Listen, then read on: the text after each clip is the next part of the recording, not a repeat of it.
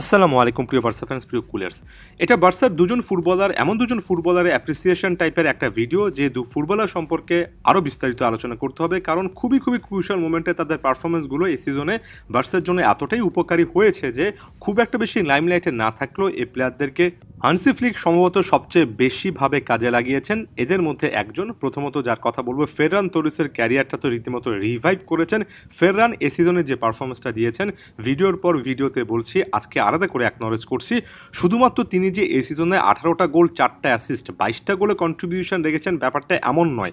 এই 22টা গোলে কন্ট্রিবিউশন রেখেছেন তিনি একজন ব্যাকআপ স্ট্রাইকার হিসেবে, যেখানে তিনি 42টা ম্যাচ খেলেও মাত্র 1652 মিনিট মাঠে ছিলেন, অর্থাৎ গড়ে 40 মিনিট একটা হাফও কিন্তু পাননি, এবং এখানে 22টা গোলে কন্ট্রিবিউশন রেখেছেন।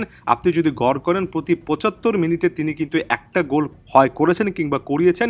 ফেররান তোরেস যে হুট করে সেন্টার ফরওয়ার্ড হয়ে গেলেন উইঙ্গার থেকে, যদিও এর আগেও সেন্টার ফরওয়ার্ড পজিশনে খেলেছেন, তবে তার যে গোল স্কোরিং একটা ন্যাক তৈরি হয়েছে, যেমন এই কোপা দেল রের ফাইনালে তিনি যে জায়গা থেকে একটা অসাধারণ পাস পিক করে প্রতিপক্ষ গোলকিপার এগিয়ে এসেছেন, এটা বুঝে সেন্টার ফরওয়ার্ডের মতো মুভ করে ফিনিশ করে এসেছেন।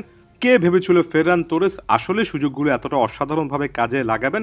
হ্যাঁ, লেভানডফস্কি বড় মতো টপ ক্লাস সার্ভিস দিয়েছেন, এটা যেমন সত্য, তেমনি এই জিনিসটা তার চেয়ে বড় সত্য যে তারপরও বার্সা অনেক জায়গায় আটকে যেত, কারণ ইনজুরি সংক্রান্ত ইস্যু হোক, নানা কারণ হোক, লেভানডফস্কিকে ব্যাকআপ করার জন্য, তাকে সাবস্টিটিউট করার জন্য বার্সার আরও একজন সেন্টার ফরওয়ার্ড দরকার ছিল। এটা কিন্তু হান্সি ফ্লিকের কাছে ছিল না। ফেররানকে সেন্টার ফরওয়ার্ড পজিশনে এনে 22টা গোল, প্রত্যেক 75 মিনিটে একটা গোল কন্ট্রিবিউশন বের করে এনে হান্সি ফ্লিক প্রুফ করে দেখিয়েছেন যে তিনি কিভাবে ম্যানেজমেন্টের জায়গা থেকে একজন প্লেয়ারের আত্মবিশ্বাসটা আসলে এমন জায়গায় নিয়ে যেতে পারেন, যেখানে যে প্লেয়ারটাকে অনেকটাই খারাপ একটা সাইনিং বড় হচ্ছিল, এবং যে প্লেয়ারটা সত্যিকার অর্থে মাঠে নামলে ম্যাচের পর ম্যাচে সুযোগ মিস করতেন, সে প্লেয়ারটা হুট করে কতটা ভাইটাল হয়ে গেলেন। ফেররান তোরেসের এই গোলগুলোর কথা যদি আমি বলি, কতটা ভাইটাল ছিল সেটা একটু ব্যাখ্যা করাটা দরকার। খুব একটা বেশি পিছিয়ে যেতে হবে না। রিয়াল মাদ্রিদের বিপক্ষে এই ম্যান অফ দ্য ম্যাচ পারফরমেন্সের আগেও কিন্তু অ্যাথলেটিকো মাদ্রিদের বিপক্ষে সেকেন্ড লেগে যে 1-0 গোলে বার্সা জিতেছিল, সেই গোলটাও কিন্তু ফেররান তোরেসের কাছ থেকে এসেছিল। আপনি যদি লা লিগা কম্পিটিশনে যান, একটার পর একটা ম্যাচ কিন্তু এভাবে খুঁজে পাবেন। যেমন সর্বশেষ সেল্টা ভিগোর বিপক্ষে বার্সা যে 4-3 খুবই ক্লোজ একটা ম্যাচ খেলেছিল, সেখানেও তার খুবই ক্রুশাল একটা গোল ছিল। বার্সা যে এর আগে অ্যাথলেটিকো মাদ্রিদকে 4-2 ব্যবধানে হারিয়েছিল মার্চে সম্ভবত, সেখানেও কিন্তু তার জোড়া গোল ছিল। এমন অনেক পারফরমেন্স আপনি পাবেন ইম্প্যাক্টের জায়গা থেকে। ওই মোমেন্টে গোল না পেলে বার্সার বড় রকমের সমস্যা হতো, অনেকগুলো পয়েন্ট খোয়াতে হতো। এমন সিচুয়েশনে ফেররান মাঠে নেমেছেন এবং মাঠে নামার পরেই কন্ট্রিবিউট করেছেন। এই ফেররান তোরেস এক কথায় অসাধারণ একজন সার্ভিসম্যান, একজন প্রপার টিমম্যান, শব্দটা এটাই হওয়া উচিত। দলের জন্য আসলে অনেক কিছু করেছেন।